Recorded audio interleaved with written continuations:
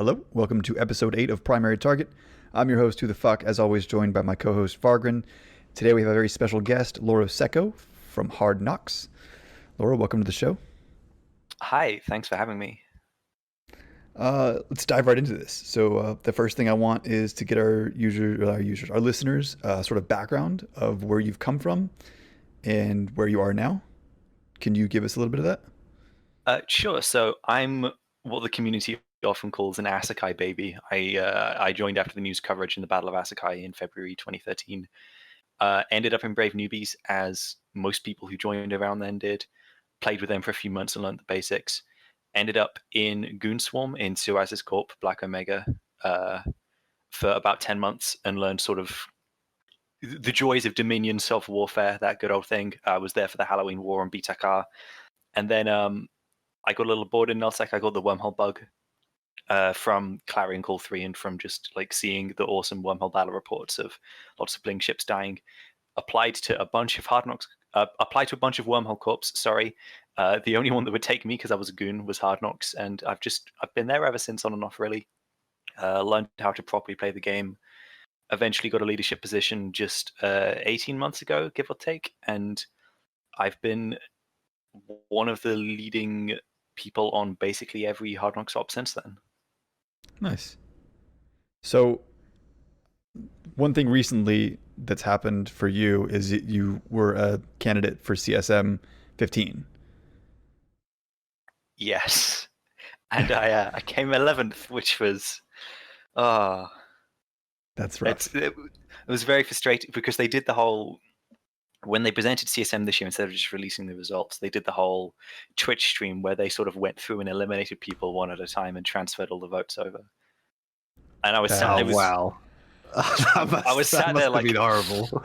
And I went. I think initially I was like 15th, and then I got pushed up to 11th because I was really high on test ballot. And it was so close, but I can't be that disappointed because had I campaigned better, I would have overtaken Phantomite. And I endorsed Phantomite as if you're voting for me, he needs to be your number 2 candidate. So I'm very happy that one of us got on. I was saying from the start, my goal was to get one of us on as a sort of an independent, not null block candidate. Yeah. So what was your, for our listeners, what was your platform? What would you hope to accomplish? I was the Wormhole Space subject matter expert. Well, I say there were, I think, 3 of us running on the platform of Wormhole Space subject matter expert. There was myself, there was Uzuki, and I think his name was Duras or something like that, who nobody'd really heard of him, but he seemed to know his stuff for the most part. I felt that out of the 3 of us, I had the widest range of PvP experience, and I had the most knowledge base when it came to that. And there were a couple of things around rolling wormholes and such that I disagreed with Uzuki on, to the point that I felt that I needed to run to get my voice at least heard, even if I didn't get on the CSM. Are those things it has been heard, thankfully. Are those things you want to talk about, or? We can do a little bit, yeah. Namely, there's a lot of controversy about whether wormholes should be rollable, whether you can keep what's called hole control, which for non-wormholers listening is locking down a wormhole space system and preventing people from getting in or out, usually for the purpose of evictions. It's often used for safe PvE as well, and there's a lot of controversy over whether that level of control should be allowed to the players, or whether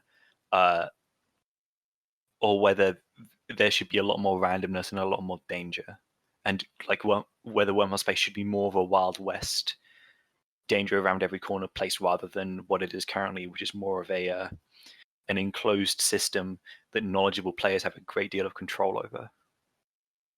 And was your argument in this case that the rolling of wormhole shouldn't be allowed? Or? Mine was that it should be allowed. I'm very much of the opinion that players should be in control, because when talented players have a lot of power over EVE, it means that fights are no longer N+1. Fights are decided by who goes into the engagement with the best plan. And in Nullsec, just because of the mechanics of Sinos and formerly Supercaps and Titans, not so much anymore thanks to Surgical Strike. It's mostly sort of whoever has the big Dreadnought blob tends to be the one that holds the most power in a region. That's just kind of how Nullsec works nowadays. in Wormhole space, the design of hull control and being able to close down a wormhole means it doesn't matter if the other guy has 200 more friends than you, because the 200 people can't get in. A lot of my opinions are sort of brought to the surface because for the past couple of years, frigate wormholes have existed in the game, and they used to be rollable, using kind of a niche, unintended mechanic that some people have called an exploit, but CCP has confirmed that it wasn't. For anybody listening who thinks it was an exploit, CCP did fix that mechanic, so frigate hulls can no longer be rolled unless you have 600 people on hand or something ridiculous. Yeah. So I'm not particularly well versed on wormholes, but was this with a Hector? Is that the way it was done? Yeah. Okay. I can go into the mechanics, but basically it's to do with abusing the new 0-point mass entangler module along with increasing your mass with a micro warp drive, and it allowed you to get to the point where you would jump through with very low mass, and then when the game checks your mass to calculate the mass reduction, your mass would be really high. That was the idea behind it, and it changed it so that the game only notices you at really low mass, which means that there was no way to easily roll frigate hulls, because the mass on frigate hulls regenerates. So unless you have hundreds upon hundreds of people, you can't roll them. We tried with 150 people and we could not roll one. So you do need a lot. Okay. So they are essentially impossible to roll as far as normal wormhole space gameplay is concerned. And the circumstance that we were attempting to roll them, I mean, is far from normal. 150 people is absurd for wormhole space. Yeah. But yeah. Yeah, I mean, it's from my understanding that would be an incredibly rare engagement. Yeah, that was four of the biggest corporations in the game all banded together to try and roll a frigate wormhole, and we didn't even reduce it. So there's been a lot of controversy about that, mostly because I got invited onto Talking in Stations to talk about it at the time, and it was basically halfway through us evicting TD-SYN, the Dark Space Initiative, and most of the times were in US time zones, so I hadn't been sleeping properly, and there was a bit of stress flying through the air, and I essentially made a fool of myself on air, and I got memed to death for it. Just like, I wouldn't recommend listening back to that one. It's a lot of cringe, and me like saying that CCP were evicting us and all this stuff, which I don't know, I still kind of believe. It was a very drastic mechanic, and the only reason we went ahead with evicting TD-SYN was because we thought that 150 people could roll a frigate hull. It wasn't practical for us to test. We just assumed the mechanics worked in the ways that we thought they did. But you were successful. We were successful in evicting TD-SYN, yes. And honestly, the only reason we were successful was because TD-SYN threw. It was 100% their fight to lose. It got to the point where they had us outnumbered 3-1 in caps and 2-1 in subcaps. And the only reason they lost was because instead of defanging our fighters that were shooting their Fortizar, they instead chose to warp their entire fleet, carriers and dreadnoughts and subcaps, on top of our friendly Fortizar that was on grid. Like, it was an insane decision on their part, and it cost them their home. It was 400 versus 700, and it was 30 carriers versus, I think, over 100. There were at least 80. And they completely threw it. So frigate hulls would have cost us that eviction if TD-SYN had played correctly. I see. But they didn't, and the fight turned out to be some peaky. Yeah, although I mean, it's kind of, regardless of, as you say, regardless of kind of their actions, it is still kind of I really hadn't kind of thought about how that change would affect this side of things, and I can really see kind of the problems that's brought about. The main issue is... Sorry, go ahead. No, go on. I was going to say that the main issue is essentially it takes... So when I was explaining earlier about why I like hull control, and it gives control to the arms of the players, thanks to frigate hulls, the winner in Wormhole Evictions now is going to be the person with the most friends out in nullsec.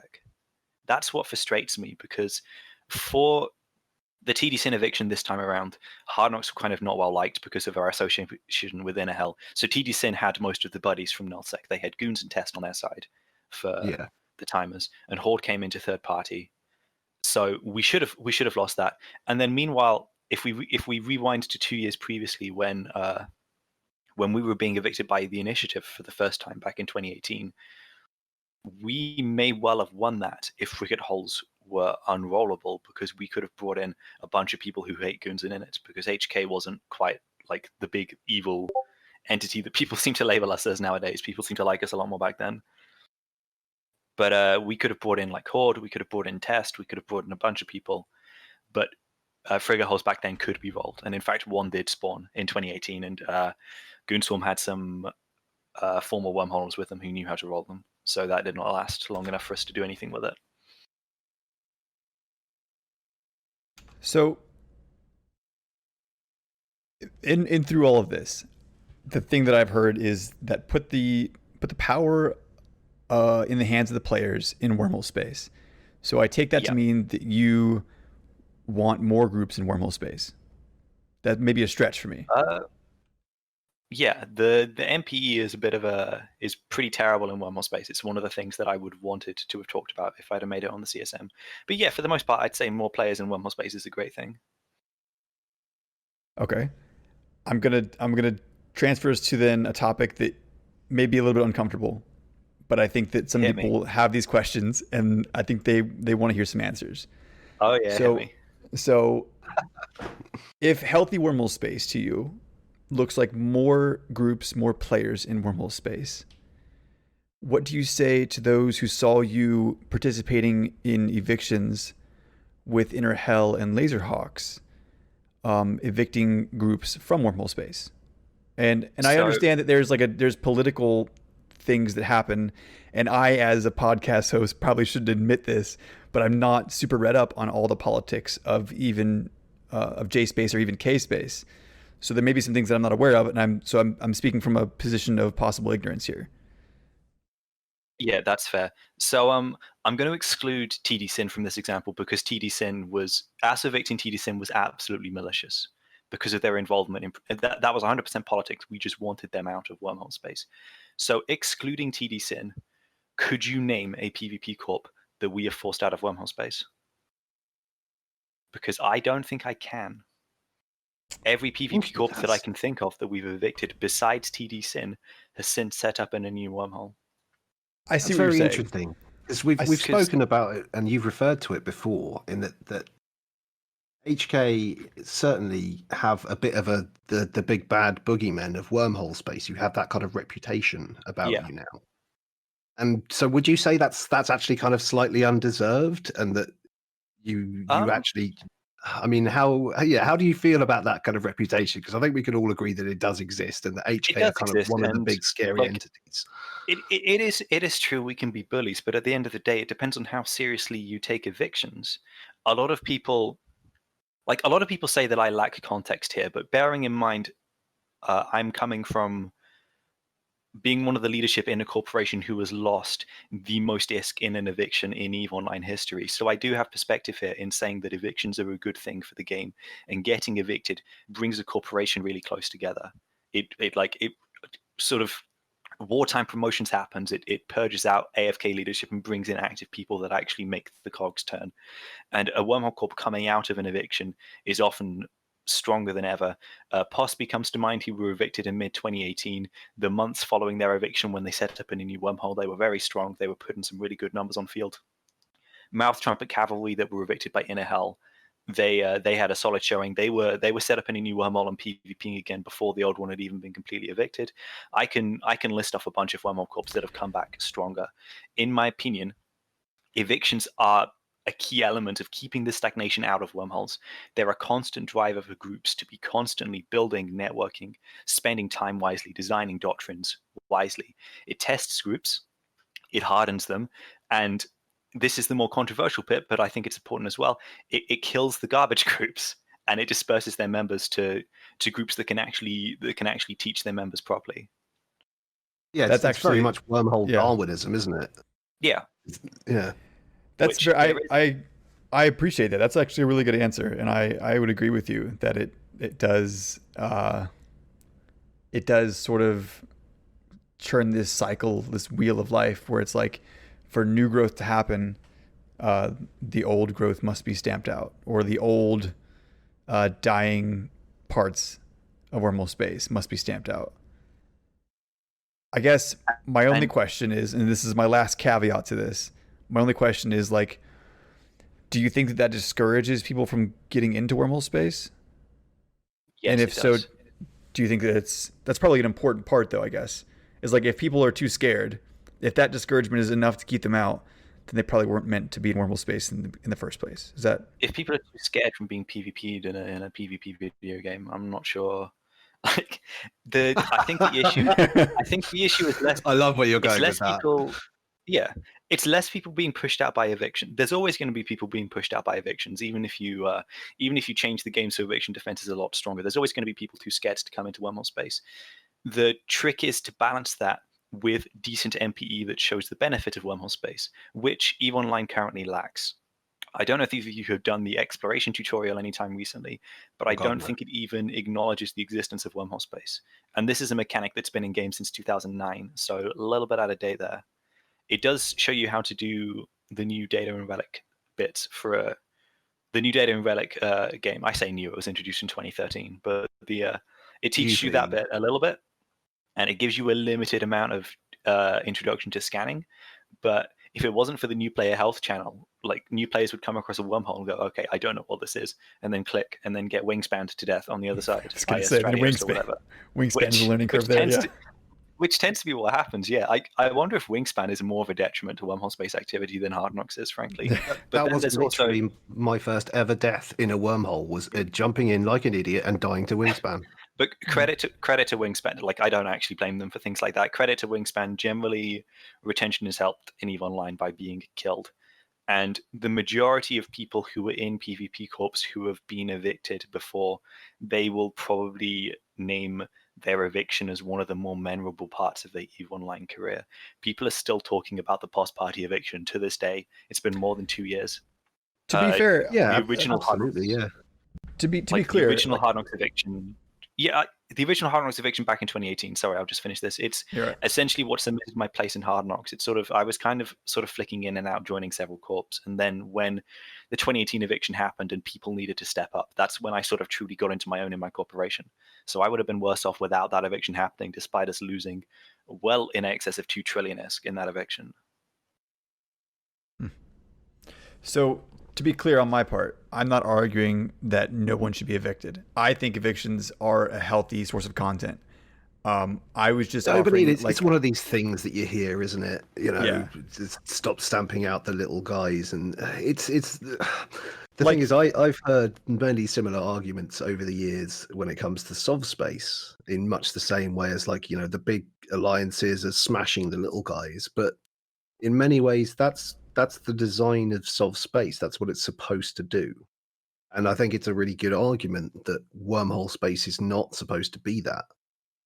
You know, we already have that you know, playground to do what we will with, and what it's, you know, ended up being is massive alliances and conglomerations of, you know, people smashing huge toys against each other, which is the game that a lot of people want to play. But yeah, I'd say that keeping wormhole space contained, and also, and this is a slightly flowery kind of aspect to it, but the lack of information and the complete air of mystery that surrounds wormholes, and the incredible dangers and the unseen 400 cloaked Proteuses that are sitting just right next to you every single time you go in there, I really think adds an awful lot to it.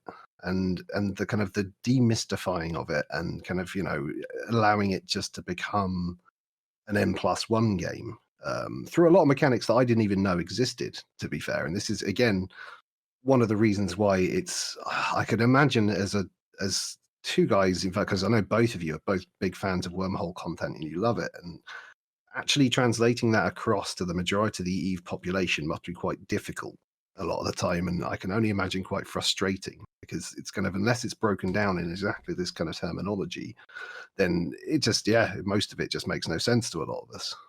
I think we do disagree there. It's the argument between mystery and control is definitely the same as sort of the argument that I was making earlier between the Wild West and the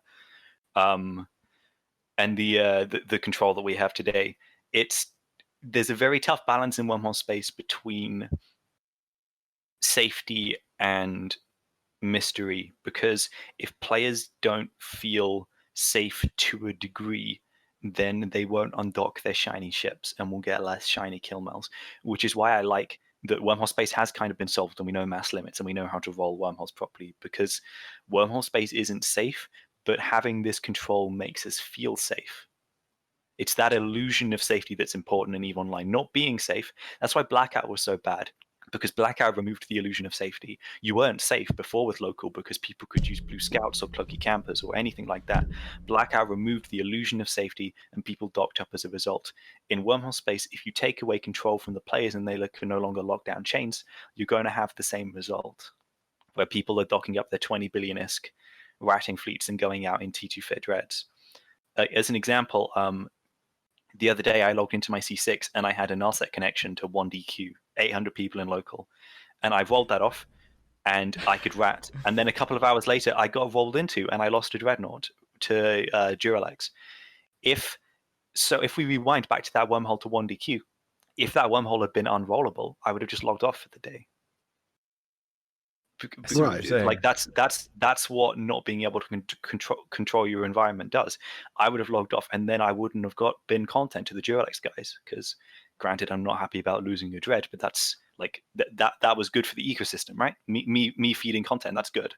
Yeah, absolutely. And like adding mystery to wormhole space, mystery and experimentation, and enjoying that new aspect of Eve is great, but wormhole space shouldn't be that anymore, because CCP have left Wormhole space in its current state for 11 years, and now it's built into a player base with a bunch of players that have come to expect from Wormhole space being able to lock down and being able to build sort of miniature empires and have the big climatic eviction battles. If CCP wants another Wild West danger is everywhere space, they should add new space. This new abyssal stuff is looking like a promising way to do that.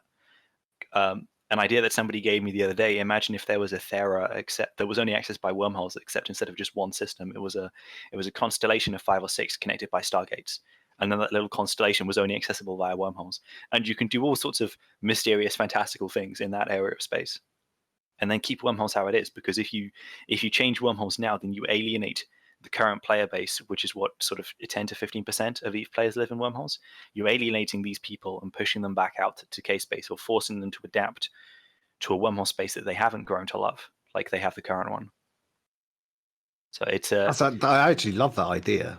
No one's ever said that to me before, but yeah, that actually does sound like it would be a super cool little test bed for them to do stuff with, rather than, as you say, messing with established systems that people have come to rely on at this point. Yeah, for sure. It's something that somebody suggested after seeing the success of, is it Ravaros, the system that the Triglavians first took? Yeah. Because it was just a PvP hotspot for 2 weeks for no particular reason, except it was a shiny new thing that people wanted to go see. There wasn't even any particularly good reward from participating in the content, but people just went anyway because it was something mysterious. So there's definitely a room for mystery in the game, but removing an already existing mechanic to insert that mystery is a bad thing. For example, if CCP had removed Sancha incursions and replaced them with Triglavian incursions, that would have been a bad thing, because say what you will about incursions, but on a meta level, the content succeeded with all these incursion groups that have popped up and teaching new players how to run sites for decent profit, that sort of thing. It's a successful piece of EVE gameplay. Speaking about evictions and fun content, I want to ask you at this point how you feel, with all this time that's passed, how do you feel about your eviction at the hands of Initiative? In fact, can we go even further than that? And can you just talk us through what your experience of it was like from start to finish? Because I'd love to hear your perspective on this. Sure. So I won't go into so just for clarification, we were evicted twice by the Initiative, once in late 2018 and the second time in early this year, early 2020, at the same time we were evicting TDSN. The first time I was not leadership, and I don't really want to go into too much detail because it'd be a little bit leaky, but that felt like a gut punch, mostly because the leadership at the time was complacent and they felt invincible and they were simply not prepared at all. This time around in 2020, it was almost invigorating because the Initiative had actually tried to evict us again in late 2019. Not many people know this. We were evicting Anomalous Existence from their C2 because we wanted to kill their Keepstar, and the Initiative got in while we were out and about, and we managed to fight them off. We got in a bunch of people from the eviction. We fed a bunch of caps into the meat grinder, and we managed to get them out of the system. And that really kicked us into gear. We were like, right, we have okay home defense right now, let's make it real. And it really sort of made us prepare for 2020. And we when we went into TD-Sin Eviction, we didn't expect to lose our home, but we were prepared for it. It was kind of frustrating that the reason that there was a lot of sort of anger and hate from our guys around getting evicted was not because we were being evicted. It's because rather than being bested by better piloting, we were bested by the frigate hole that we'd planned for and we thought we could deal with, but we couldn't. But at the end of the day, we were prepared to lose everything. We had a bunch of freighters. I think less than 30 bill dropped from the citadels at the end of the day. Besides the faction fortizars, I think the biggest loss was all of the rigs that our members had to pull to fit all their ships into freighters. I think it cost me 3 or 4 billion Eskin rigs personally because of all the T2 rigs that wormholers tend to use, the T2 large trimarks and stuff. Ooh, yeah, for those who don't, for those who are listening and don't gonna hurt understand, for those who are listening and don't understand, what he's talking about is you can safe log a freighter in a wormhole and use that as sort of like an asset safety thing. So instead of all your assets dropping out of the wormhole that you could not evac in preparation for the eviction, you can build a freighter, have a freighter on standby, and then if eviction is a looming threat, like if eviction is at your doorstep, you can put your ships into a freighter and safe log it in your wormhole so you don't lose everything. So towards the final timers for the TD-Sin fight, there were 400 in it goons in our home. We were feeling sort of okay. Well, we're just going to base trade this, and we had the previous evening won a fairly significant fight against TD-Sin in their home. A bunch of carriers had died, and they didn't really have enough pilots to contest. And then about 2 hours before the final timer in TD-Sin home, a frigate hull spawned direct to Veil of the Silent, and like my heart actually melted because I knew that was it. That the initiative would come in with their 200-man Kikimora fleet, goons would bring in 200 jackdaws, Test would come in with their scepters and get handout ships, and we'd just lose. But what happened instead was we rage logged in all of our carriers and dreadnoughts in our home and undocked them all, and in it panicked and stayed in rage instead of going to help TD-Sin. And because in it weren't there, we won the final fight in TD-Sin home. The Init Kikimora fleet would have decided that fight because we were already heavily outnumbered. And the only reason we really won is because Asher right-click approached our fortizar and got PDS to death. Like the entire Goonswarm fleet died faster than we could lock them. You guys ever soloed 3 fleets with 1 button press before? No. I have. Granted, this whole last 5 minutes has been such an incredible knife-edge roller coaster, frankly. Oh, yeah. Like, good lord. Like, I had no idea it was that close. So the final fight was, so we knew Goons were coming with a 200-man fleet. We knew Test was coming with a 200-man fleet. Brave had 50 to 80. Bombers Bar had around the same sort of number, I believe. And what we did was we had everyone sat on the floor with mutants, and we put in a hell who, considering this was 4 a.m. for the Russians, they had 80 in fleet because they'd all alarm clocked. So they had an 80-man Loki fleet sat on the wormhole. They completely demolished the Brave fleet on their way in. Brave just didn't get into the fight. They wiped, I think, close to half of the Goon Jackdaw fleet as the fight was starting, and then came and joined us on the Fortizar grid for the big fight where we were tearing through Test, who had been shipped into Tempests by TD-Sin. So on the grid there was Hard Knocks, Hawks and Hull Control, and then Cryptid Gaming and Singularity Syndicate as well, circling in Munins, killing Tempests, and then Inhale had come in with the Lokis. And meanwhile there were so many Macarials. We were outnumbered 3-1 in carriers. Our few dreads that we had on field were just instantly deleted. They barely survived. Neither did our facs. The only reason our carriers survived was because they docked up they deaggressed and docked up in the fort and then undocked, and the undock was 100 kilometers away from where the TD-Sin fleet had warped in. And then they just put out fighters and kept shooting the enemy fortizar. And it got to the point where the carriers were offlining their plates for agility and warping around between tacticals to avoid getting pinned down by the hostile subcaps. Wow. It got really insane. What an astonishing fight. Yeah, like full credit to, I doubt he will ever listen to this, but full credit to Jimmy, who was FCing our carriers at the time. Like he really did get us that fort kill. And then our guys, like the two main FCs who were leading the fight, Victor and Kappa on field as well. Kappa was doing great work because we had some Chinese in fleet as well, and he was translating for the Chinese. And it was really peak evil. I was really proud to be a member of Hard Knocks for that day because the ops team just, even the people I haven't named now, like everybody just did everything right. It was all skill, no luck, as Victor said at the time. I do agree, and I will admit that like evictions are some of the peak forms of content in this game. It is super high stakes. It is super high, in this case especially, super high SP, super high intelligent plays, and there's a lot of people that threw a lot of hate in the direction of Inner Hell for a while because it seemed like all they were doing was evicting people for content. And I had nothing but respect for them because they'd found a form of content in this game that they thoroughly enjoyed. It brought them and the people that they went up against like the best content, in most cases at least.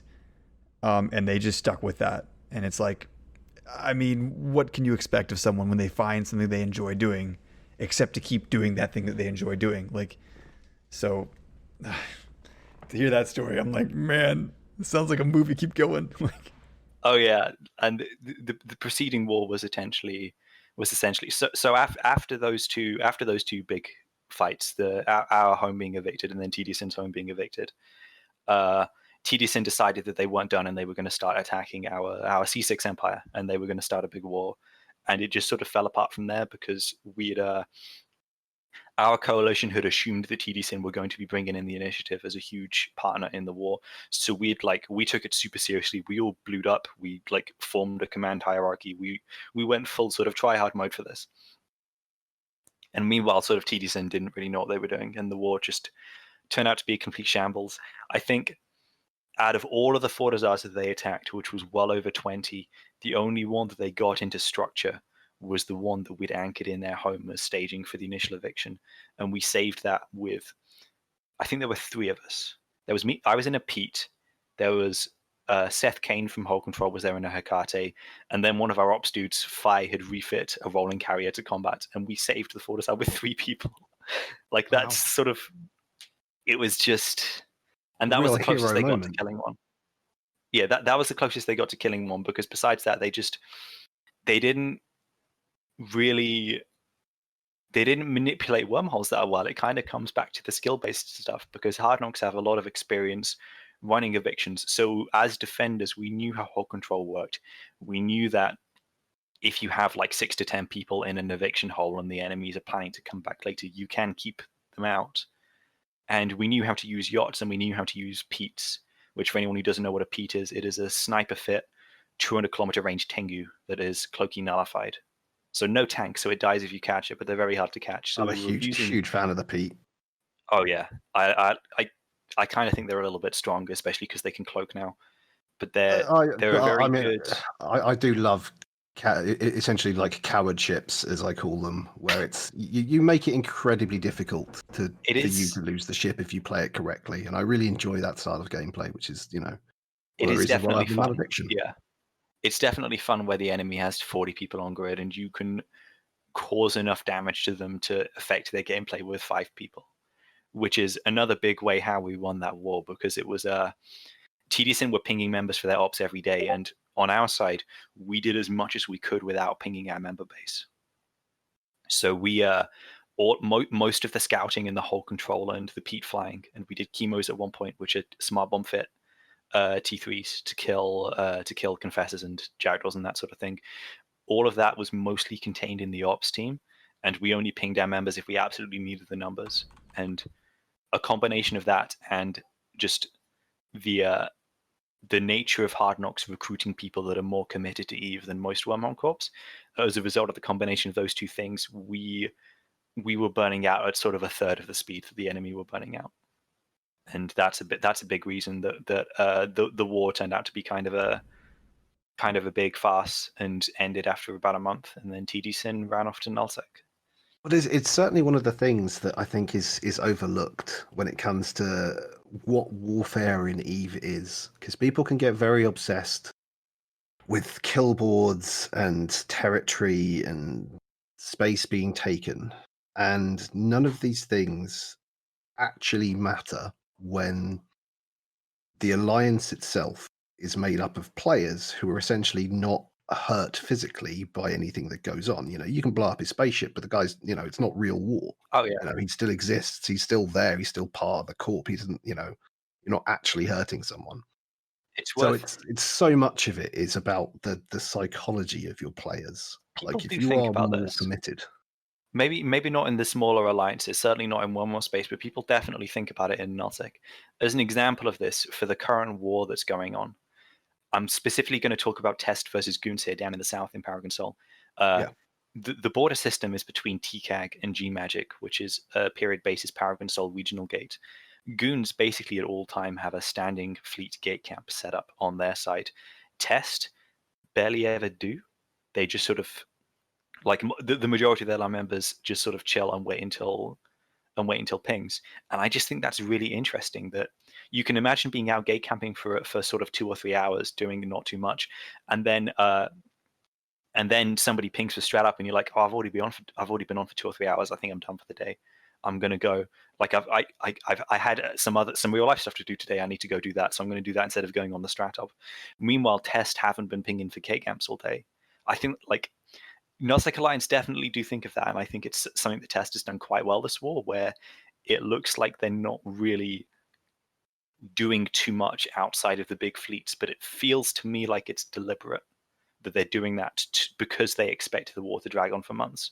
It's a very interesting part of EVE gameplay, and it's why whenever somebody gives me the choice in a corporation between listening to the ex-military dude and listening to the gaming guild dude who's come from World of Warcraft, I'm always going to listen to the gamer, because he's always keeping boredom in his mind when he's designing strategies, because the military dude has always had the luxury of forcing people into doing their work because it's their job and they get paid for it, and they don't have the concept of redundancy, which is so important in an EVE war, because, like, you can't just have one director of whatever operation, because what if that guy's at a wedding on Saturday and he's not there for the big fleet battle? You need that redundancy, and it's something that real military commanders don't consider.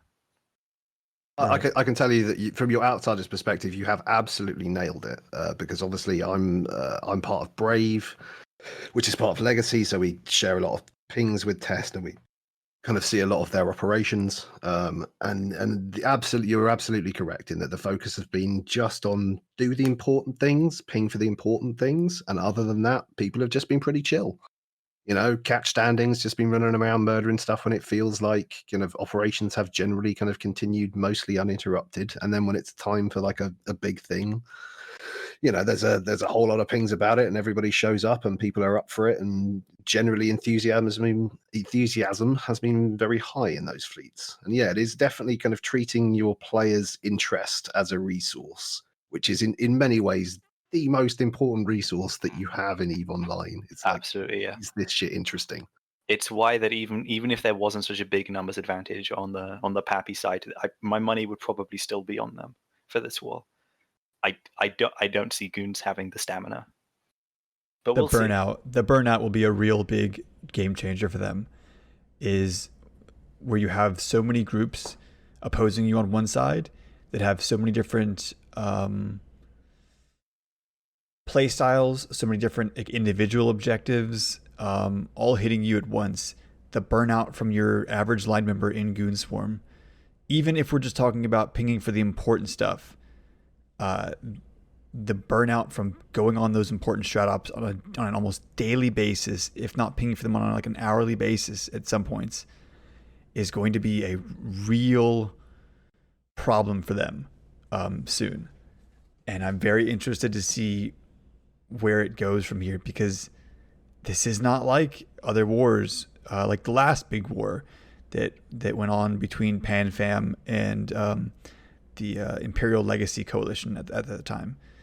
It didn't go on very long. It wasn't like a 2-year war, 1-year war. How long did it last for? Maybe like 3 months? I cannot remember. It was not long. Something. Right, not that long. It's a flash in the pan, really. So burnout wasn't that big of an issue there, and it was some very exciting content. And with this one, the content's not going to be as exciting when it drags on day after day after day. And I'm curious to see if it even drags out that far, because I think you'll see a drop off in players showing up for shut up fleets when the burnout really kicks in. And I wonder what Goon Swarm will realize when they start to see that sort of drop in player activity, and what they'll have to come up with to to deal with that? It's definitely interesting because it's an interesting time to start a war. The war began just as the traditional Eve summer slump started, and also by chance just as the coronavirus quarantines were coming to an end. Yeah. So activity is naturally dipping right as the war started, and then it usually comes back up in September, October time. So it'll be interesting to see how that balances out with the what would be 2 months of burnout by that point. Yeah. It's gonna be a fun one to watch from the sidelines with the popcorn. Moving on to our next topic. What do you feel about the surgical strike update, and what upcoming changes in the game are you excited about? Okay, surgical strike. Specifically surgical strike. The minus 20% resistance for every module in Eve. That was a huge blow to Wormhole space. So just to sum up Wormhole PvP in a nutshell, it was essentially a bunch of corps running around all day, ganking radders and then poking each other for content. And a lot of the fights, even if they're not strictly arranged, they're sort of both sides go into it expecting PvP for no real reason. There's no real objective-based PvP in Wormhole space. People go in for the sake of fighting. You're not fighting over structure timers or tackled raw calls really in Wormhole space. It's just, oh, there's some people in chain. This looks interesting. Let's go. What Surgical Strike has done, it's basically it's made fights shorter. It's made them more difficult to take in blinked ships, and as a result of this, it's just made consensual content a lot more difficult, which isn't a huge deal in nullsec because you can still force fights by tackling walkwalls and reffing athanors or whatever. In Wormhole space, it just means that not very much is going on anymore because all of the ways that we used to generate content, they they're not really that viable. It's no longer really viable to spend more ISK to even the odds against greater numbers. Something as simple as bait tanking. This is a good point actually. Something as simple as bait tanking, where you send in a super blinged out ship to bait the enemy into committing, and then send in your fleet to kill them all. That's not really that viable anymore because you can't get a decent bait tank out of a ship anymore. Escalations in Wormhole space are quite a big thing, and by escalations I mean sort of 2 30-man fleets are at it, and then both sides are rage pinging their members. Fight's still happening. Come catch up. Bring more logi or something like that. You don't really get that anymore because fights are just over like that because they're so quick because things have less resistance now. This is quite a weird argument to make, but if you make things die faster, then sure, it can be good in a lot of contexts. Like things are dying a lot more in LSEC than maybe they could do because fleets are being wiped out before FCs really know what's going on. But if you think about it, if fights are faster, then you're spending less time PvPing per I'm fleet fight. 100% with you on this It's one. Like, Yeah. this is actually like a really baffling change to me because Yeah. one thing I've never thought is I wish combat was quicker in Eve. Like, and I fly one of the fastest ships in. Like, I fly a Malediction almost religiously, so like I'm used to it being really, really fast and over very quickly. And at no point has it ever occurred to me that this should all be happening faster. Like it does seem like a very questionable change, and especially in the microcosm that is Wormhole fights, where having spoken to a lot of people about like their favorite Wormhole fights, so often it will be that brawling at 0 on the hole, like both sides holding everybody up, the logistics doing their work, everybody doing their work, and then you'll find that little crack in the chain, like your E-war will be successful or something, and that'll be what essentially kind of like gets the knife in between the armor. It's that'll be the first crack in the chain, and then the fight falls apart from there, and you kill them off or whatever. And this just seems like so contrary to that idea. It's kind of removing that aspect of it. If everyone just gets alphaed off the field immediately, then we're all just like, what, we're just going to all fly Maelstrom fleets again, and it's just like shin kicking. Yeah, essentially, yeah. What we used to call our apex heavy armor doctrines, which was sort of the 200 bill fleets crashing into each other. The reason those fleets are so expensive is because we're going in for the 30 to 40-minute fights. And if we're confident pilots, which usually in these brawls both sides are usually quite confident, you're not expecting to really lose your 100 bill fleet. If every fight, instead of being a 40-minute slugfest, is turning into sort of a 5 to 10-minute fast switch fest, and then everybody goes home, like those sorts of fights, people aren't going to really log in for the fights anymore. which is a huge thing in Wormhole space because the fights are consensual. Because people actually have to want to fight. It's not this is a strat up, get into fleet now, or we lose this objective, because that doesn't exist in Wormholes. It's a get into fleet now so that we can have a great fight and meme on them in public discords later on. And even something as simple as training new FCs is more difficult now because fights are just more fast paced. And I found myself a couple times in the past 2 months having to take over target calling because the fight is just going quicker than people are used to. And it's I hate back CFCing. It's something I hate doing, but I've just had to do it because it sounds like quite a petty argument saying the skill ceiling's gone up like that. But at the end of the day, content creators are really important in EVE, and the reason EVE has been having a tough time the last 2 or 3 years with activity is because new content creators aren't really coming in to replace the old ones.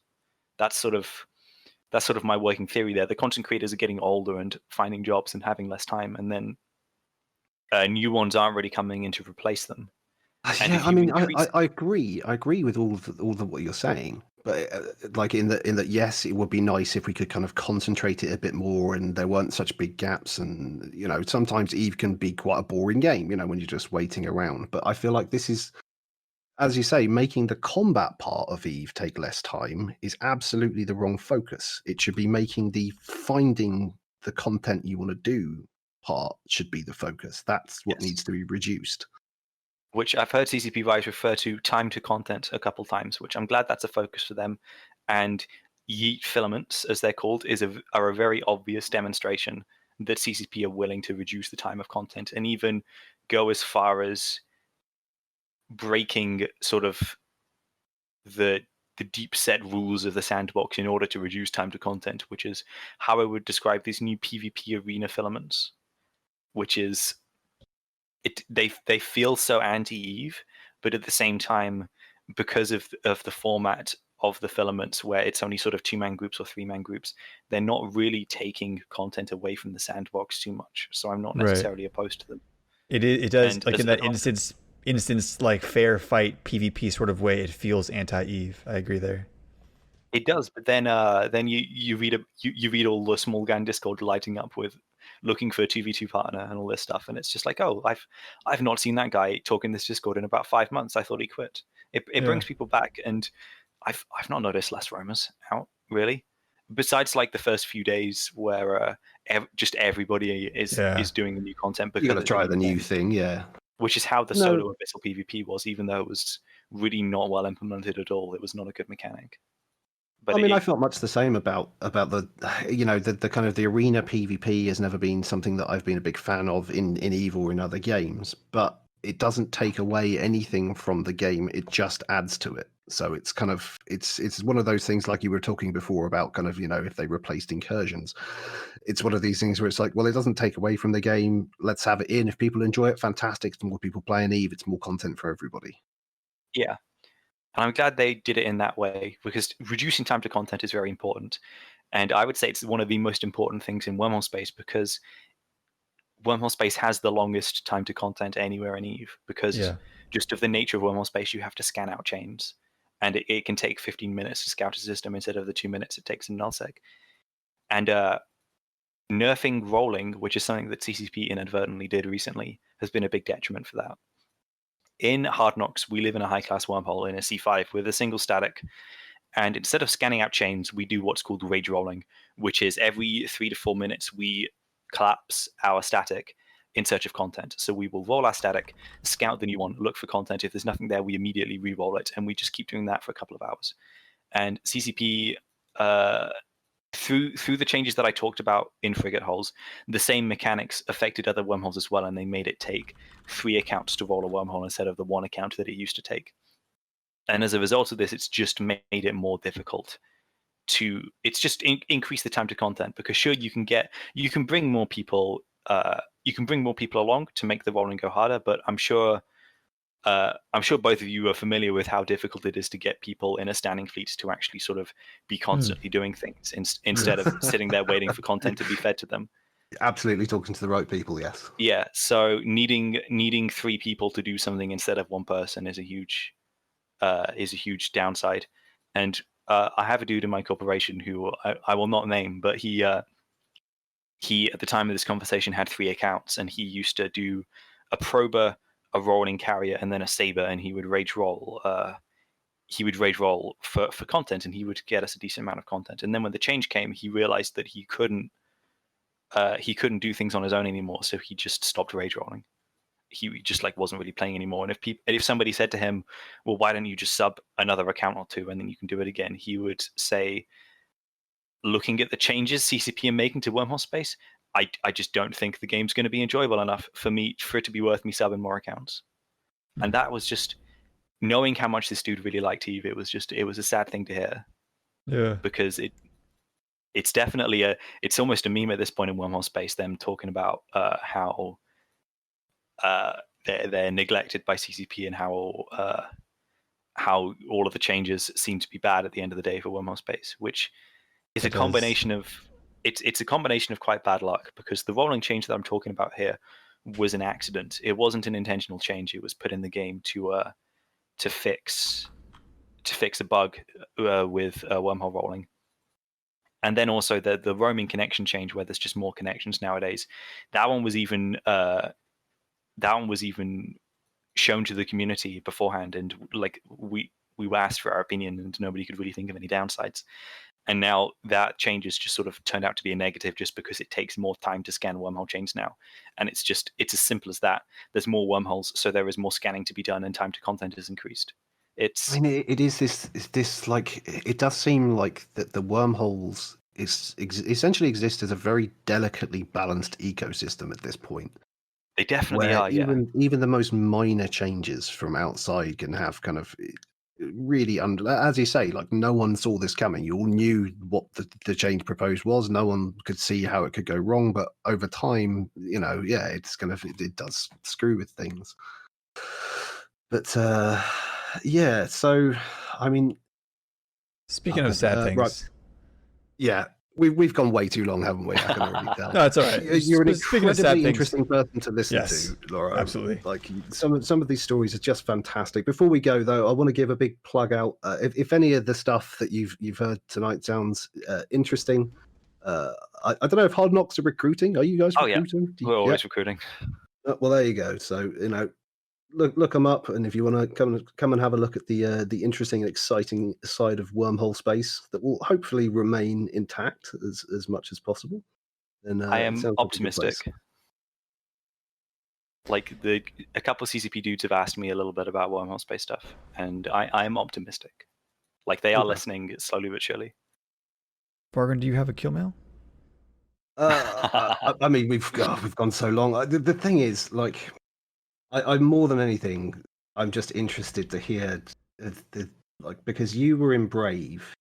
You joined, as you say, you joined in 2013.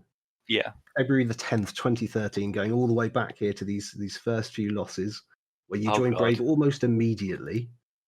I got war decked in my little high-sec mission corp and went through the victim list and chose the biggest corp and joined them because I wanted to fight back. Fantastic. All right. And then, I mean, this is the thing. Like, you've got all of these fabulous early losses where it's just beautifully Tech 1 fit stuff, and you clearly have no idea what you're doing. But I love the enthusiasm here. The unrigged H1s, like losing 7 unrigged H1s a day. That was good times. You've obviously got no idea what you're doing. I mean, we all have these fits back at the start where you looted some stuff, and you're like, oh, cool, I'll put 3 different types of guns on, and I'll have some armor repairs and some shield repairs, and that'll fix all the problems. And it's what I love is the enthusiasm that I can see from this early kill board, because you're just undocking and losing ships and just being absolutely undaunted by that and just going straight back to it. And it's just ship losses and get a kill occasionally, and you manage to get like a shot on a guy. So yeah, this is a really cracking and very encouraging early kill board. That's what happens when you sell me 5 H1s for 2 million-esque. It just escalates. Well, bravo. Right. Well, that was an unintentional plug for Brave as well there, but yeah, that's your early kill board is super fun. Big fan. That's what Brave's all about. I think we got to wrap it up here. I'd like to thank my guest, Loroseco, for being on the show today. It's been an absolute pleasure listening to you and speaking with you. I think we'll like to have you on again if you don't mind. Sure. Thanks for having me. It's been fun. Yeah. And as always, I'd like to thank Vargren for being here with me today. Thank you, Vargren. Thank you. And this has been episode 8 of Primary Target. Thanks for listening and fly dangerously.